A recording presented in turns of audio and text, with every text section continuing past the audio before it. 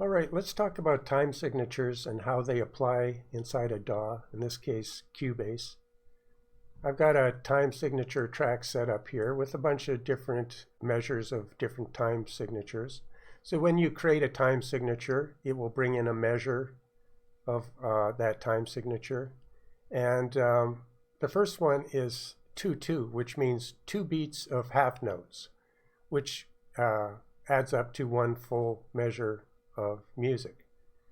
So in the next example here, if I drag it over, we have 4/4 time signature, 1 measure of it, and it's exactly the same length on the timeline as 2/2.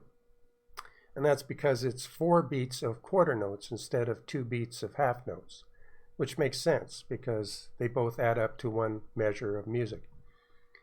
So if we go and drag this to the next one, we see we have this time signature is 8/8 time, and it also makes sense because that means it's 8 beats of eighth notes, which again adds up to 1 full measure of music. So that's why they're all exactly the same length on the timeline. But if we move the looper over to 3/4 time, we see that 1 measure of 3/4 time has to be, I have to move the looper way back. It's 1/4 too long, because 3/4 time or 3/4 time is 3 beats of quarter notes, which is exactly 1/4 less than 4/4 time. And that shows on our timeline exactly. So that makes sense.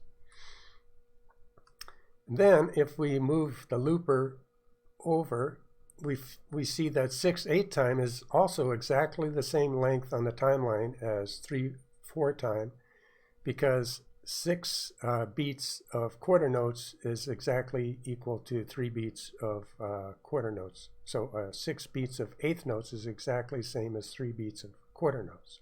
So that again makes sense. But now if we move this over to 7/8 time, that's only 7 beats of eighth notes, which means correctly it has to be dragged out a little bit bigger than 6/8 time, but it's 1/8 less than 8/8 time. And you can see that on the timeline here. It's actually 1 bar less, 1 division less than 8/8 time because it's 7/8 time. And the same with 3/8 and 7/4. 7/4 is a long one because it's actually 7 beats of quarter notes, which means 1 measure of that is all the way from this bar here to this bar here. That's 7/4 time. Okay, so once we understand those basics, if we come back here and if I loop this section again, we can see that there's a little bit more to it, because in this little section here, a tab, I can double click it, and Cubase tells me that this 4/4 time, usually you should, the downbeat or the first beat usually has the accent, and if we play it with the metronome, we'll start to hear the groove of 4/4 time with the accent on the downbeat or the first beat. So let's listen to that. So stronger on the first beat. So la da da da la da da da. So that's exactly what we get and what we expect. But it doesn't have to stay that way, because we can double click and we could change the accent to be on the first 2 notes. And that will give us again a slightly different feel as we get 2 accented notes and 2 lower notes. So now we're getting la la da da la la da da. So it's a different interpretation of the same amount of time on the timeline, and it still has 4 beats, but the accents are a little bit different. And so we're starting to see that even though we have the same amount of time on our timeline in these different time signatures, you can begin to get different accented feels depending on where those accents are on which beat.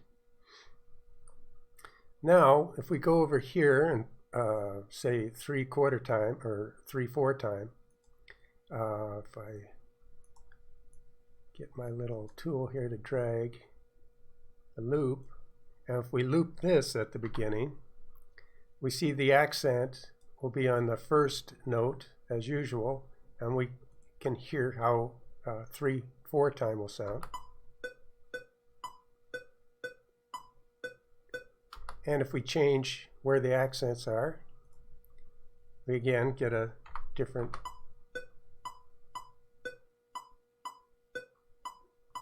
So you can hear a slightly different feel with that as the accents are on different. So what this means is over time, and as you change your time signatures, depending on where you have your accents in your music and how you set up your actual MIDI notes, you can see that 3/4 time is going to loop faster. It's going to have 3 main accent points, and depending on how you accent your MIDI notes, you'll get a different feel with when this loops around or as it plays out with many measures of 3/4 time. Just as if you had many measures of 6 or let's say 6/8 time, and you change the accents to be maybe like this, and if you had many measures drawn out and different accents at different times, you're going to get another different feel for your music. So in the next section, we're going to see how this applies directly as we draw in MIDI notes. All right, so we talked about how these different time signatures work and the accent notes. But if we put it into practice here with a quick demonstration, we have a track here with the orchestra with some staccatos. Let's quickly drag out some music here, a part where we can draw in some MIDI notes.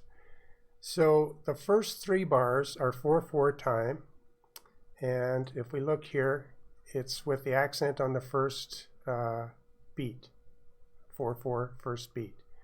This one is 6. These 3 bars over here is 6/8, but the accent's going to be on beat 2 and 3, and 4 is going to be down, but 5 is going to be also up. So these 3 notes are going to be accented.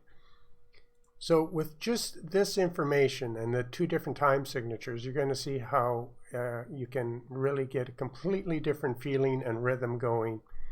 So let's start and let's draw in some notes. Now we know this is 4/4 time, so that's 4 quarter notes. So let's set it to quarter note.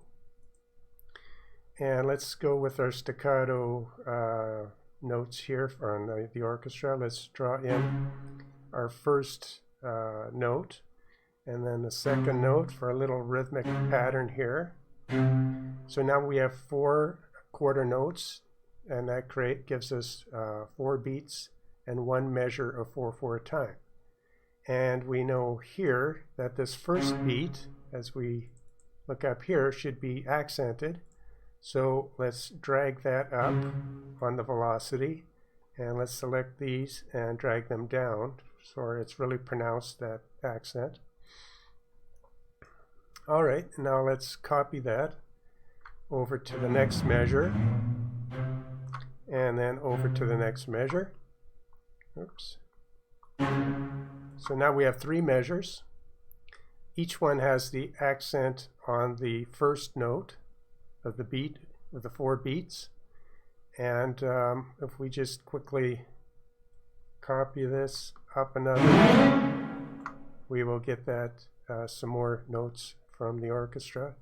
And now for the second one, we know that it's in 6/8 time, so we're going to switch it over to 8 beats, 8th beats, and do the same thing here. Exactly, we'll just follow the rules of the time signature, and we'll say, okay, the first beat is an 8th beat, and the same pattern, but we have different amount of notes.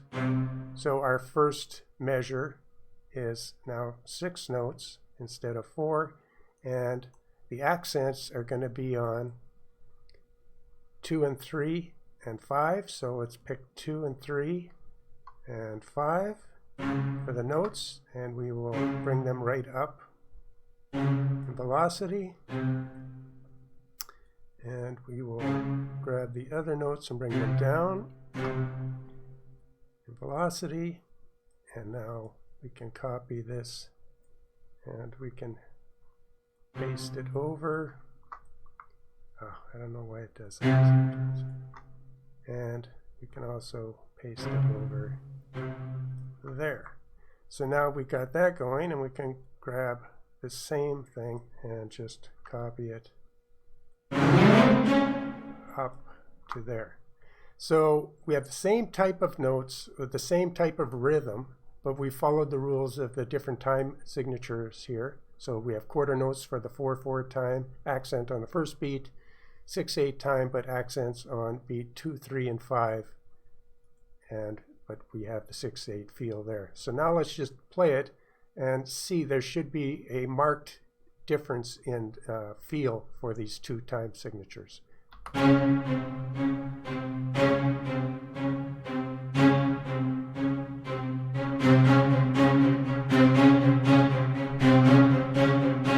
So that's what we get. We get really a completely different feel from these two sets of 3 measures each.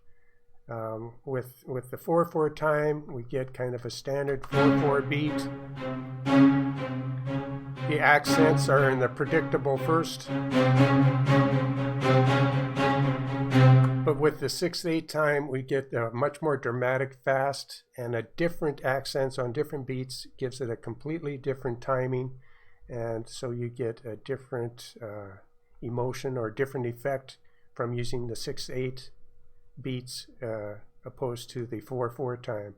So it's really worth looking at time signatures and how they can affect your music. It's well worth checking out the different effects you can get from using different time signatures in your work. Hope you enjoyed this little video. Have a great day or night wherever you're at, and we'll catch you on the next one.